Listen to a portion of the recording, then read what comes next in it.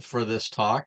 I'm just going to kind of ramble and chat with you guys and see your experiences and kind of share with you mine. And what I found out when I was trying to dealing with medical on the road is always fun. Um, so uh, I think Irina, is that the right name? I think.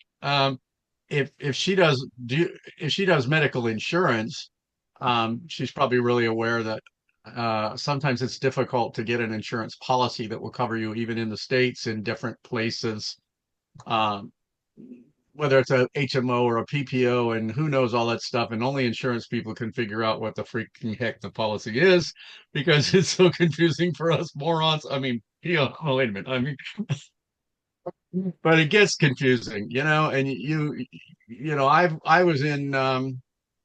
was in Florida a few months back and had to get a cortisone shot in my knee and I played heck trying to get somebody that was urgent care so that though my insurance would let me in to see them, and then decide whether they were going to pay me. And even that, by the time after 4 days, I finally found somebody that I thought was on my insurance thing, and I got in there, and they said, "Yeah, we're gonna put it in as an urgent care, and they may cover it, but if they don't, it's going to cost you, $1,000 plus." And I'm like, "Just do it." At that point, I was like, I just need it done. So, insurance is kind of tricky, and getting medical care is tricky, and I was going to kind of focus today on more on dental stuff because that's my most personal experience in dealing with medical outside of the United States. So when I look at dental, even inside the States, most, from what I've found, and I'm not young, most dental insurance policies that I've had cover very, very little. I mean, they seem to average around 1,500, maybe a couple of grand a year, maybe of something that they'll cover. But they're not a lot. Um, so you're paying these premiums, and half the time it seemed like I was looking at my premium going, okay, I pay you that much and you come and cover this much. So my net profit is like hardly anything. And I always wonder whether it's worth it or not. So um, having Medicare, a little better. Got a little better insurance policy for less money, so that kind of helps in the States. But that's good for things like fillings and cleanings and a few little things like that, maybe once a year kind of stuff, or a couple of cleanings a year, maybe that'll probably cover those kind of things. What happened to me was um, about I want to say 20 years ago or more. I was doing a lot of speaking on circuits and doing um, just a whole lot of talks. And I was going to different cities and putting on presentations and doing stuff. And I had a lot of people coming into my office. So my teeth were really important to me because it was a presentation thing. And they were all kind of, I think one dentist explained it to me one time. He said, "Yeah, you got a lot of work done, but everybody did it a little bit of different." So they were all kind of different colors and different things, and nothing was kind of like one one regular look, right? This guy'd come in and fix that tooth. This guy'd come and fix that tooth. This guy'd fix in these three. And so they were all never quite exactly the same. So at the time, I had a company and with offices in a couple of states, and I was doing pretty well financially. So I just went to my sister-in-law referred me to a dentist in Sacramento area, and I paid that guy at the time about $30,000 to do every tooth in my mouth. Had all my crowns, had crowns done on everything, root canals on things that needed to be done.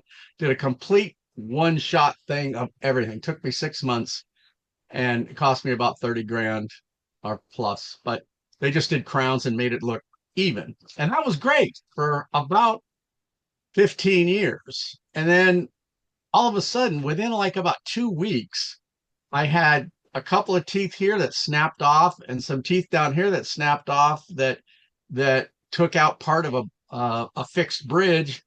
And all of a sudden, I'm missing almost 7 teeth in like 2 weeks. I was like, what the heck? Well, I went to a dentist and they said, oh, yeah, well, if you have root canals, it kills the root. and the roots die and your teeth get brittle. And so after 15, 20 years, there's a tendency for them to break. That's normal. I went, okay, not a disclosure I'd heard before, but you know, so I went, okay, how much does it cost to fix that? And by this time I was on the road, living in my RV, traveling around, and I had insurance, and they did all of the fancy stuff, and they looked at my teeth, and they brought me into the office and sat me down with these really nice people, and they said, okay, well, with your insurance that'll be $37,500 for seven for four implants and this little bridge and some crowns for $37,500. And the lady said it like it was no big deal. And I went, what? What are you talking about? I don't make the kind of money I used to make, and I don't have $37,500 to spend on four implants, right? So I was kind of freaking a little bit. So I started to do some research because, I was actually heading down to Southern California at the time anyway, and I was going to go down to the San Diego area. And so at that time, I started looking in Tijuana because I was going to be the RV campground I was at is called Pio Pico. It's a Thousand Trails Park, about 30 minutes from the border in down in Southern California. And I went, well, that's handy because I can just park there, drive over the border, get my work done, come back, do that kind of things. But I never knew anything about getting work done in Mexico. So I was kind of freaking a little bit. Like, you hear all kinds of horror stories over the years of people getting things done in Mexico and it being terrible and, you know, them having infections or this or that when it comes to medical and dental stuff or, everything in the world, you know? So I decided to just do a lot of research. So the first thing I did, which might help some of you out there thinking about doing these kind of things, is I Googled medical tourism. Okay. So I just Googled medical tourism in Mexico. And the reason that I did that was a friend of mine was a pastor for a really tiny, small home church. And his wife had a goiter on her neck that was freaking huge for years because they had no money. The California doctors wanted $50,000 to do the surgery on her. They was no way they could cover $50,000. So they found a thing in medical tourism. After a few years, they started looking at it, and they actually went from Sacramento area to Mexico City, flew there. The hospital connected him with a hotel, motel kind of a thing. I can't remember which one. I guess it was a hotel, like a block or two away from the hospital. He said it was the best facility he's ever been in. It was the best hospital he'd been in the States. They had the countdown timer over the surgery thing. You could sit there. It was the best hospital he'd ever been in. Stayed there for a week while his wife got the surgery and came back. So round trip airfare, a week stay in Mexico, and the surgery, $5,000. So they went from $50,000 that they couldn't afford to $5,000, including the flight, the surgery, the stay, everything. And I went, dude, how'd you do that? So that's got me in the whole idea of medical tourism. So one of the things that I might suggest to you is just Google medical tourism. Okay. I did earlier this morning, and there's a bunch of different sites, but it'll give you some ideas on some of the things you can do when you're doing medical tourism, whether it's in Mexico or other countries. There are other countries that do really specific kinds of work that you might want to go. And you could find it's cheaper to take an airplane and go to that country and get the work done and come back than it is to even cover your deductible in the United States. So something to think about. So then once I said, okay, I'm going to be in Southern California, I'm going to pick Tijuana just because it's handy. Probably wasn't the smartest decision at the time, but I didn't really know anything about the Mexican borders outside of California because I grew up in California. So the next thing I did was I just ran Google searches and I did Yelp searches and I did every way I could get to find reviews. And so I took a spreadsheet and I went online and I looked up reviews for dentists in the area that in this case, it was Tijuana. And I wanted somebody that was close to the border, easy to get to, some of those kind of things. And my first step was to um, I got that down to a list of I think it was about 10 dentists that I was interested in. So my next step was to email all 10 of them and kind of describe what was going on and see what came back. I wanted to see how fast they responded, what kind of language they used in the emails and things that they responded with. Did they sound professional? Did they sound like they were people that I would want to work with? Right. And then I took that list and I brought it down to about five or so, it was less. And then I called them. And I called them after hours at first because I wanted to see what would happen on their answering service. I wanted to see if they would call me back. Because what I was doing was I was looking at how professional are these people, right? Are they somebody that is a real business that understands communication with their patients? Did they speak English well enough that I would feel comfortable when I got there? Because I speak un poquito, I just a little tiny bit of Spanish, mostly none.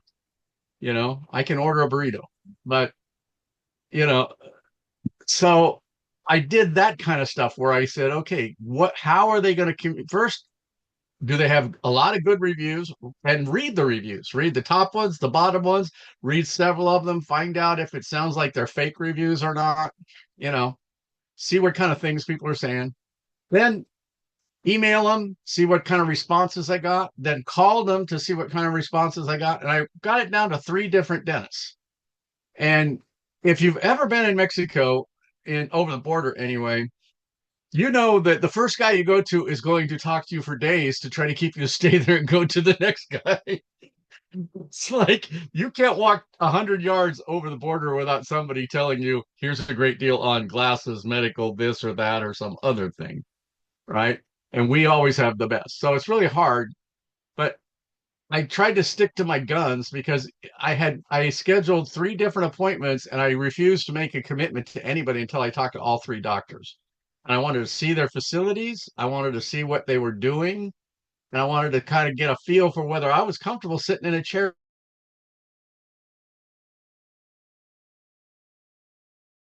or what kind of facilities they have, right?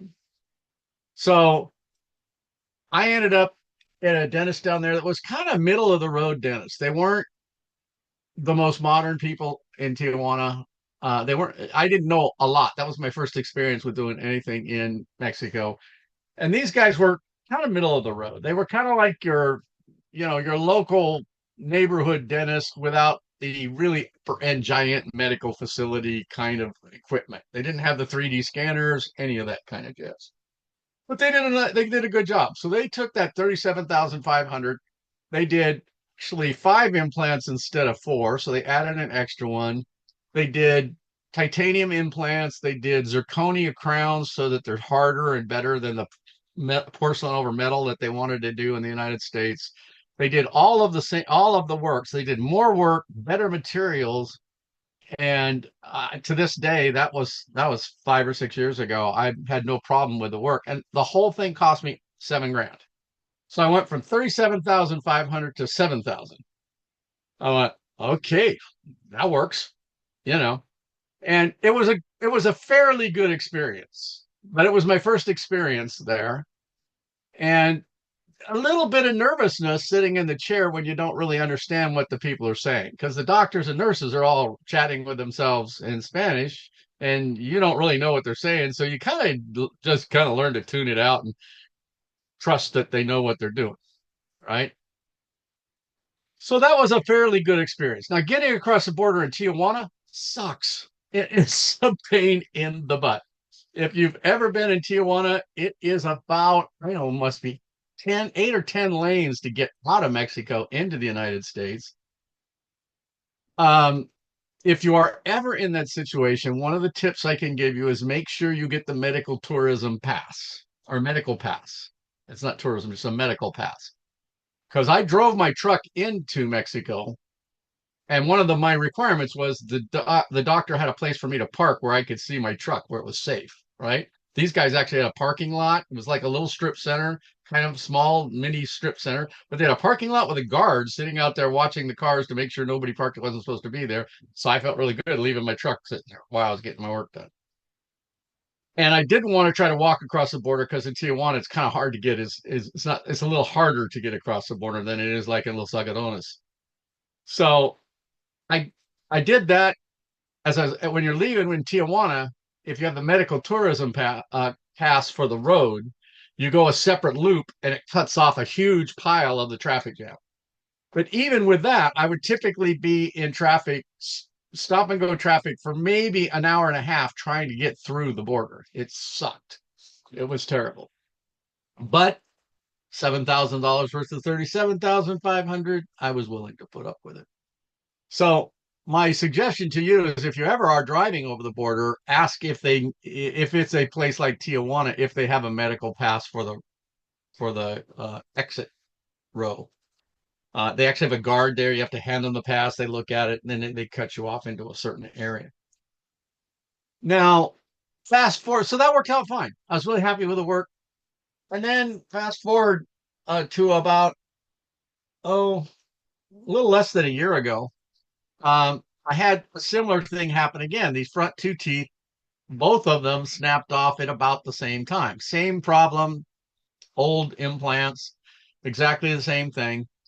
And I had a tooth in the back that was broken off the top, and I'd seen 3 or 4 dentists in the United States, and none of them could figure out how to fix it. One of them did a root canal on it, but they couldn't figure out how to get a crown on it later. And then, the last two that I talked to were like, well, I guess we could just pull it. And I'm like, I really think there's something better that we can do with that.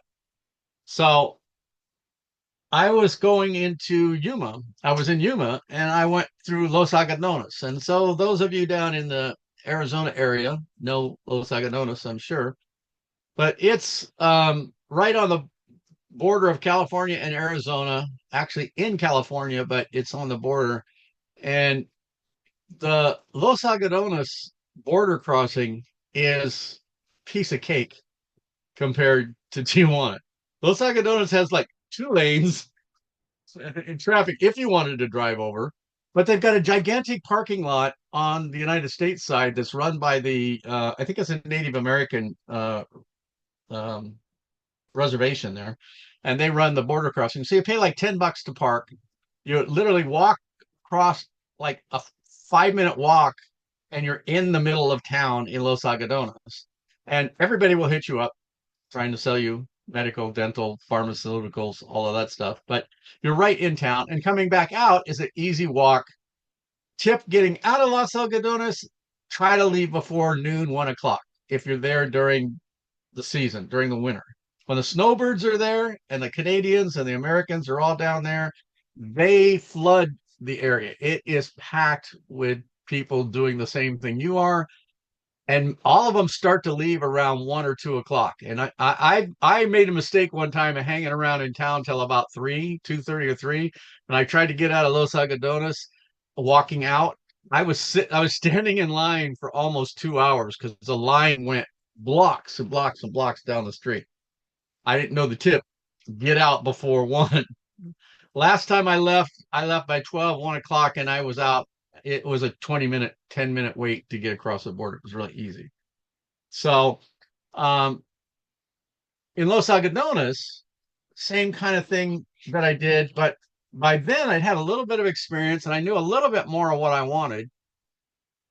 Um, I had gone to a dentist in California again because I was up visiting, visiting my brother in Sacramento, and I went into one of the Clear Choice. I don't remember the name of it. It was one of the really big dental people in the United States that do implants. So I just said they had a free thing for a free estimate. So I went and did their estimate, right?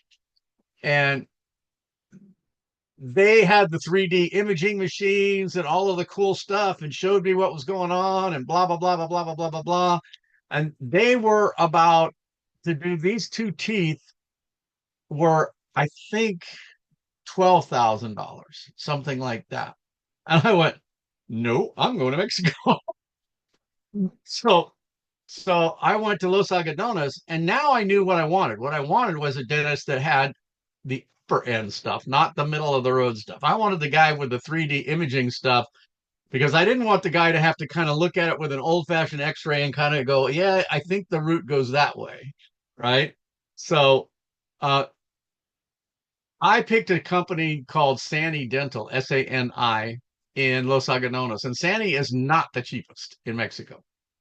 Now, I did do a little bit of more research with them, same kind of thing. I looked at reviews, I did a bunch of stuff, and I was kind of, before I had them do the work, I was kind of like, okay, I'm going to go talk to them about it. And on the way into town, I knew now that I wanted somebody that did um, the imaging work on my teeth. So as the guys are selling me on the street, trying to get me to park, I talked to a couple of people and finally I said, I said, I might get another opinion. So I went and talked to a dentist and I said, do you guys do um, um, MRIs?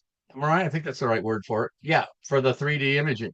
And they go, oh yeah, we've got a machine. And I said, okay, well, let's talk. Let me see what you got. Let's go. So I went to a look at what they had. Well, they took me down an alley into another room, and here's one of those MRI machines that were like 30 years old, that was like the tube like you would use if you had a brain injury or something. And they put me through that thing, and it's doing all of the old fashioned MRI, bam, bam, bam, bam, bam stuff, right? And I'm like, okay, this ain't working for me. I'm out of here, right? So I went down to Sani, and Sani has the, I don't know if you've ever seen it, but they have the dental thing now. You just stand up and they put this thing, they hold you in place, and this thing spins around your head, and it does insane instant imaging of your teeth and your whole mouth. So I went, oh, that's cool. So I had them do the work. They were fantastic. They did the two implants. They took off, they worked on it. They put a temporary crown on my back lens, some temporary crowns, or no, we had a temporary little fake tooth thing that slid up in here so that my implants could graft, because you have to wait 6 months. So then I took off, spent 6 months cruising around into Florida, backing around, came back to Florida, to the Mexico, to Yuma, went down to Mexico, had the work finished about a month ago, month and a half ago. And they did fantastic work. While the guy was working on it, he would like work on it and then send me back to the 3D imaging, check it, come back, work on it some more. During one visit, they put me under that 3D imaging thing, I think 4 times, just to make sure the work was exactly right. And that impressed me. They were like, okay, we want to make sure we've got everything lined up perfectly. Are your teeth going to work right? Are you going to have spaces? Is it going to be, is the bone and everything going to be perfect? They did an amazing job. And they charged me, I think, with the extra tooth and all the other stuff that I did, I think it was around $4,700 for everything versus 12 something. So it's about over 50% off, and an amazing, and again, zirconia crowns instead of porcelain over metal, and an amazingly good job. And I was blown away when I left. They handed me a 2-year warranty. Like, I'm 7 years old. I never had a dentist give me a warranty. They gave me a written warranty on my teeth that said, if you have any problems in 2 years, come back and we'll fix it. I'm like, wow, that was pretty cool. So that was my experience on dealing with medical stuff over the border. I would say, to sum it up, if you're thinking about doing it, do your homework first, check the reviews, read all of the reviews, send them some emails, make some phone calls, see if you're comfortable with the way that they communicate. Then go down and try to maybe do two different people that you can kind of interview before you make a final decision, if you can. But if you want my recommendation right now, for not the cheapest, but you know, what I liked was Sani, and I'll show you their website. Um, I just pulled it up earlier. So, like, this is their website. Well, first, this is what I did for medical tourism. You can just type in medical tourism, and there's all this information about it. But you can see these guys have sites in Cancun, Playa Car, and Los Agadones, and their costs, for implants start.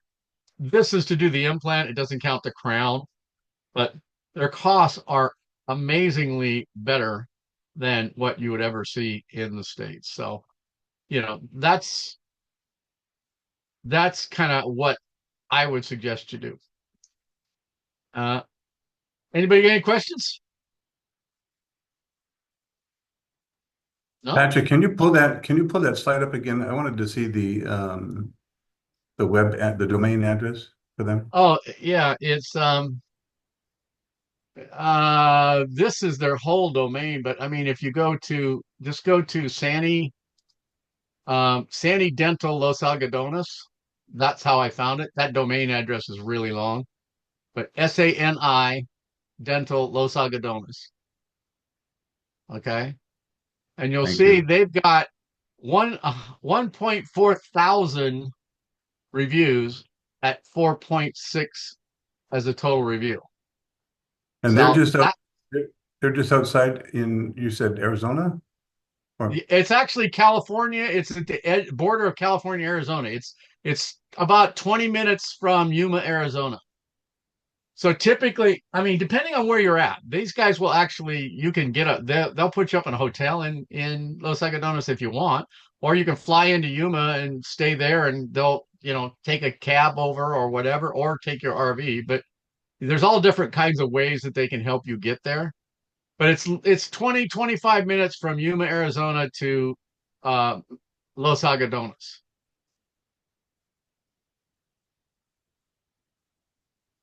okay. But I mean, that's the kind of stuff that I like is 1.4 thousand reviews. So kind of handy. Excellent. Well, thanks, Patrick. Mhm. My question is about just the process of crossing the border. I know if you're on foot, it's simpler, but if you're going to take your RV across there or your vehicle, is there like insurance policies you need to get and things like that? Yeah, I would definitely check your insurance company on whether they cover what they cover in Mexico. And and I personally probably wouldn't take an RV into Mexico by myself. Um, it's a giant Christmas present for some thieves, right? It's easy to break into. In 5 minutes, they can be in it and out it with half your stuff, you know. And that's nothing against the Mexican people because I love the place. I love people down there, but stuff happens, and most of the people that I know that travel down there in their RVs now go in as a group. If you go as a group, there's kind of a little bit of more security because you're traveling as a group of people. When I wouldn't take my pickup truck over the border today because the back of my pickup truck has a full camper shell on it with all kinds of stuff in it for two reasons. One, they're going to want to search the dang thing. And I've got 12 or 13 freaking boxes of stuff that somebody may want me to take out, show it to them, and blah, blah, blah, blah, blah. I don't want to deal with all the hassle of that. When I did it before, I didn't have that stuff in my truck. So my truck, I actually, when I come to think of it, when I was in Tijuana, what I did was I unloaded my truck and I took everything out of it so that I didn't have that issue. Okay. I left my dog at the campsite because I didn't want to have to deal with somebody asking me for um, register certificates for shots for my dog and all of that kind of jazz. Is that really your dog? Kind of a thing, Mhm. So there was a couple of things like that I did when I drove over to make it simpler, and then I made sure that there was a place to park that was secure. In Los Agadones, I did not see any really easy places to park that I would mostly it was like parking on the street kind of stuff that I would be comfortable leaving my stuff in. And if you're in a big RV, like a motorhome, probably pretty hard to find a place to park. Okay. So, I would park in either place. In Tijuana, there's a parking lot at the border as well, and a lot of these places will meet you at the border. So Oh. if you don't want to walk, like in Sandy, they just said, well, if you want, we can have a guy come pick you up at the border. And they got a guy who's parked out in front of their place in kind of a beater old car. But every time I'd been there, he was outside washing his car down, doing stuff with it. And he was just the old guy that was probably kind of semi-retired. And when they needed somebody, that he would go the 4 blocks to the border, pick them up and drive them back over to the place so they knew where they were going. Mm-hmm. Right. I knew where I was going, and I kind of like walking through town anyway, and telling the people no and chatting with them and doing fun stuff and picking up some really fun T-shirts and things like that. I kind of like it, so I don't Mm-hmm. mind it. But I'd be careful driving. I would be careful driving a motorhome into any place. You know, my brother was in one of the South American countries. I don't remember which one. He travels all over. They were just on a local bus with a whole bunch of people going between cities. And the bus got stopped in the middle of the freaking highway. The banditos came out and emptied the bus, took everybody off the bus, took all of their stuff, put them back. They got back on the bus and left. The next day, he goes to the local flea market and bought all his clothes back. They were actually on the shelf. He goes, "Oh, those are my shoes. I'll buy those back. Those are buying his Wow. stuff." It's Wow. like, Mhm. okay, well, that was randomly strange. Very I interesting. never, had- I never had any problem with feeling unsecure. My biggest problem was the hard salespeople. You got to learn to just say no, thank you, and smile and crack a joke at them or do something and keep walking. Okay. Has anyone else had experiences with medical tourism? Mike, are you open to sharing? You're Yeah, we got it. We went to Reynosa, just on the other side of McAllen, for dental work. I saved about, oh gosh, it cost me a third of what they were, suggesting up here. Um, and the really cool part about the whole thing, you're talking about speaking in Spanish. The dentist was from Stony Brook, Long Island, like an hour from where I grew up. So, I mean, he went to Stony Brook University. Um, I highly recommend him. They call him Dr. X, and he's like 1 block inside of the border from Reynosa. Yeah, inside Reynosa. mm, And Reynosa is a great little town. We went for the dental work and stayed for the margaritas. So, the margaritas and the music. There you go. What No I work. found is most of the dental and medical people that I met in the border towns were all trained in the United States.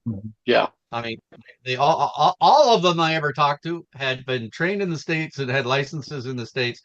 The thing about Sandy that I liked about it was you didn't get one dentist. This was a group of dentists. So you walk in and they have all these different offices. So when they were doing this, they had one person who talked to me about the pricing and blah blah blah blah blah. Then when they started doing the work, they had one person who first did all of the measurements and did the impressions and worked on the crown and figured out the crowns and the what they were going to do for temporary stuff while my grafting was healing. So one person did that. Then they sent me to another room to another person who um, did the actual implant portion of it. Then somebody else who did something else. I can't remember what that last guy did. But then when they were, but while they're doing that, the first guy is making your temporary crowns and temporary fittings so that when you're done, they're in your hand. Not like the United States, where if you need a some kind of a false tooth or a crown or something, they got to wait 2 days to get somebody to build the dang thing for you right there on the spot. I mean, it's about an hour wait, and you've got your crowns, you got your material, you got your stuff done. So I've always been amazed at how fast they can do it. yeah, that is amazing. Yeah. So they had 3 different people working on me, depending on their specialty. And then when I came back 6 months later for the grafting, I saw one person, but his whole specialty was fitting the abutments and the crowns and lining them up and making sure everything was done right. And he had to do a little extra work because my bone had actually grown over part of the implant where it went down under it. So he had to do some extra work on me. And that's why they kept measuring it and checking it to make sure it was right. He didn't just try to fake it and put it in crooked or any of that kind of stuff. Um, and that guy was just amazingly good, you know. Awesome. The Oh, go attention to ahead. detail. I was just going to say the attention to detail, the effort to get it right, um, the customer service was just exceptional, at least in my experience. Um, you walk in the office and there's, air conditioned place to sit. Can we get you some water? I mean, they couldn't do enough for you. Yep. Yep. You mentioned the medical pass. Whom do you get that from, and Your what all does dentist, it give you? your dentist. Yeah. So in if you're driving out of Tijuana anyway, um, in Tijuana they have it's it's a little squirrely to drive there because the roads do all this weird stuff. But Mm-hmm. the exit to go into the United States kind of works around this big loop and then comes down and it starts out at about 4 lanes and then it just spreads out into this like Mm-hmm. wave, right?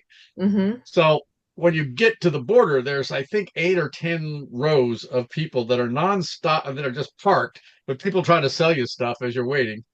Well, when you're in this whole line, there's a side road that comes in and drops you in farther down into the group. Well, to get that side road, you have to have a medical pass. So you just tell your dentist I'm driving out, so he knows you're not walking, and he'll give you the pass, and that puts you on this side road, and there's a gate with a guard, and the guard will look at your pass and say, "Okay, you can go," and then they let you in front of everybody. Because their idea is if you're having a medical issue, they want you want to be able to not sit in line for as long. Try to help you get Right. out faster, better. You don't want the Novocaine wearing off and you trying to take some pain meds while you're driving, kind of thing. Makes sense. Makes sense. Cool. Any other And questions or experiences to share? in Elena, our case, are you with us? our case, oh, sorry. No, go ahead, Mike. I was just going to say, in our case, it's a short walk across the bridge. You're right across from McAllen, McAllen, Texas, one of the little towns there. Um, it took nothing to get back and forth across. The amusing part was some industrious Mexican gentleman in some type of a uniform, and it was a Mexican police. He wasn't a Mexican soldier. Had managed to find himself what looked like an old subway turnstile from New York that he put up so that you got to pay to get out. But Ah! that's Well, that's ingenious. yeah. Mhm. I think it was a quarter, Oh, but that's yeah, ingenious. yeah. That's funny. Yeah. Los Algodones is simple to walk across too. It was really easy. Other than you could get a little confused on the streets, figuring which way to go. But the people were really nice. I started walking down one street and this guy stopped. The guy goes, "Hey, you trying to get to the border crossing?" I go, "Yeah." And he goes, "No, you're going the wrong way, man." He goes, "Walk over there and hang a left." Oh, okay. So they were really nice. Yeah, it's a great But hey, experience. they'll haggle prices in on all of the clothes. And, my last two cool T-shirts that I got them. They wanted 35 bucks a piece. I got it down for two for 20. So I gotta go, Just be everybody. See you later. yeah, okay. Bye, Tom. Be careful how many margaritas you have because then all of a sudden everything is $10 and you're just like, oh, okay, yeah.